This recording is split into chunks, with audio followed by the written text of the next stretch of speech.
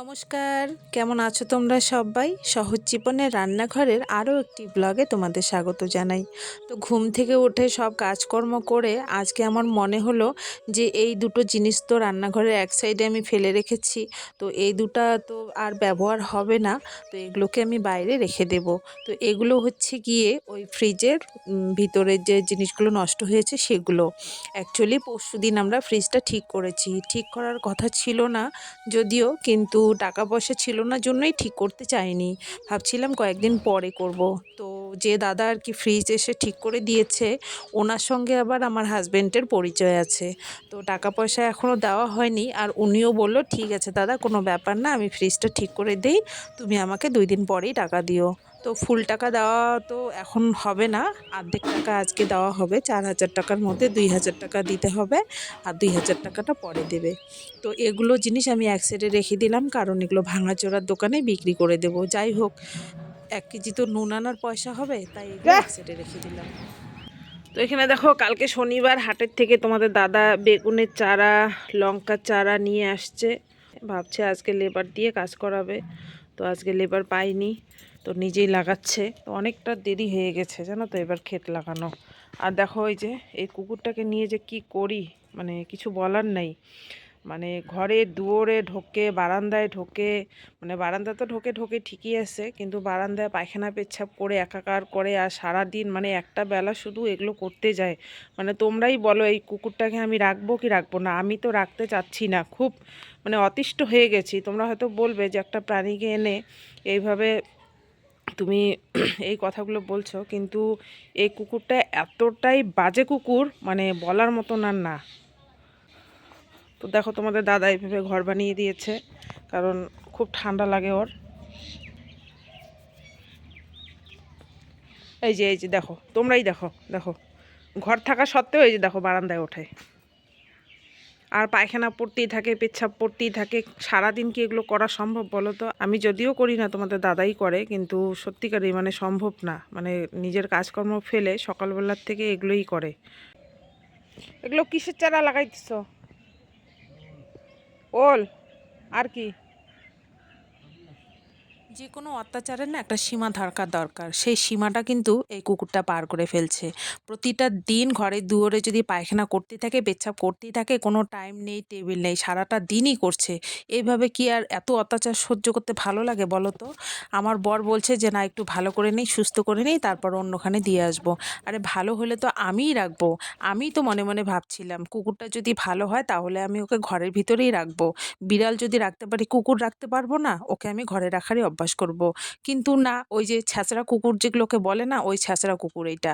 মানে সত্যি কথা, আগে খুব ভালোবাসছিলাম, এখন কেন যেন ওর প্রতি আমার ভালোবাসাটা একদমই উঠে যাচ্ছে। উপায় নেই, কারণ এতটা মানে পায়খানা পেচ্ছাপ সব কিছু ভালো লাগে, এই পায়খানা পেচ্ছাপটা ভালো লাগে না। কখনো কখনো তো আমি বমি করে দিচ্ছি জানো তো। তো তোমরাই বলো তো আমি কি করব? এই এমন থাকলেই আর আসবে না।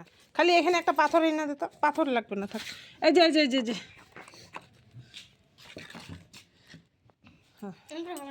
থাক থাক থাক।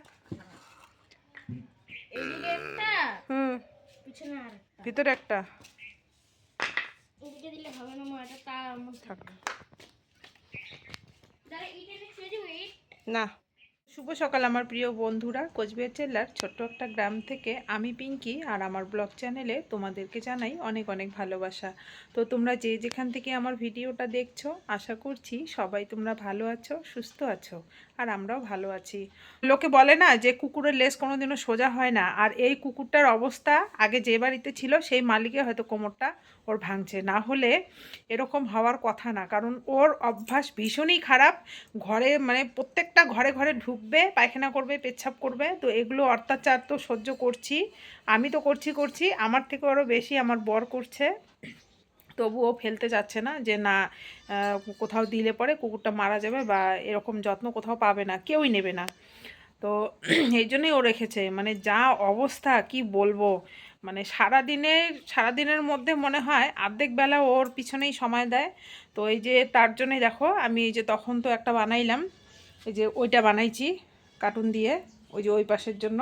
আর এটাও বানাইলাম আমি, এটা আমি অনেক কষ্ট করে বানাইছি, কারণ বানাইতে পারি না, তবু বানাইছি। খুব অসুবিধা হয়ে গেছে আমার এই গুনাগুলা কাটতে, খুব কষ্ট করেই করেছি।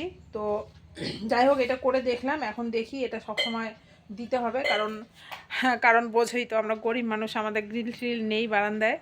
তো আজকে বুদ্ধি করে এটা বানাইলাম, যে এটা বানায় দেখি, এরপরেও যদি কুকুরটা যদি বারান্দায় আসে বা ঘরে যায় তাহলে সত্যিকারেই আমি ওকে রাখবো না, মানে অন্ততপক্ষে আমি রাখবো না। তো সকাল থেকে মানে ভিডিও সামনে আসতে পারি নাই, কারণ প্রচুর কাজকর্ম ছিল। তো এদিকে দেখো ছেলে আবার তুলসী তলায় জল দিল, জল ফুল আর ধূপকাঠি দিল। তো এখন রান্নাঘরে কাজকর্ম করে তারপরে আমি স্নান করে পূজাটা দেব। কি খাওয়া হচ্ছে তো, চলো। তো এখন চলে আসলাম রান্নাঘরে, একটু আলু সিদ্ধ ভাত করলাম। আর কালকের থেকে ওর বাবা বলছিল যে উনান বানানো হয়ে গেছে, একটা বেগুন পুইরো তো সকালবেলা ভাত খাবো। তো ভাবলাম আজকে সকালবেলা তো একটু রান্না করতেও দেরি হয়ে গেল, যেহেতু আমি ওই কাজগুলো করছিলাম, তাই ভাবলাম যে না, সকালবেলা এগুলো দিয়েই আজকে খাবো। আর শীতের দিনে এরকম বেগুন পোড়া টমেটো পোড়া খেতে অসাধারণ লাগে। তোমরা ওইভাবে খাও তো? হ্যাঁ, আমরা তো বাঙালিরা সবাই খাই, সেটা আমি জানি, তবুও বলছি আর কি, খেতে কিন্তু সত্যি ভীষণ ভালো লাগে। তার মধ্যে মানে যদি হয় একটু মারা মারা ভাত, তো আমার আবার মারা ভাতটা মানে আমার পছন্দ, আমার ছেলের পছন্দ না, তাই একটু ঝরঝরা করে ভাত করেছি, একটু নরম করেই করেছি ভাতটা। তো সকালে ভাতটা এখন খেয়ে নিয়ে আমার বর যাবে বাজারে। আমার পাশের বাড়ির এক দেওর, ও থাকে কলকাতায়, তো ওকে বলছিলাম যে তোমার হাতে কিছু চাল ডাল ঘি সস এগুলো দেবো, তুমি কি নিয়ে যেতে পারবা? তো আমাকে বলছে যে হ্যাঁ পারবো। তাই ওকে বলছিলাম যে তুমি এগুলো নিয়ে আসো, ওর হাতে দিয়ে দেবো। তাই দেখো এখানে একটা কৌটা সহকারে ওর বাবা কিন্তু এগুলো নিয়ে আসছে, আর ওর হাতেই দেবো, মেয়ের কাছে পৌঁছে দেবে কালকে। আজকে বিকালে উঠবে, মানে 6টার দিকে উঠবে পদা দিকে, কালকে সকালবেলা আমার মেয়ের হাতে এগুলো পৌঁছে যাবে। তা আর একটা জিনিস চেয়েছিল আমার মেয়ে, ডাল ঘুটনি, তো সেটা পায়নি, মানে পেয়েছে বড়টা, তো পরে ও ওখান থেকে কিনে নেবে। তো এগুলো প্যাকেট ট্যাকেট করে এখন আমি ওর বাড়িতে গিয়ে দিয়ে আসবো।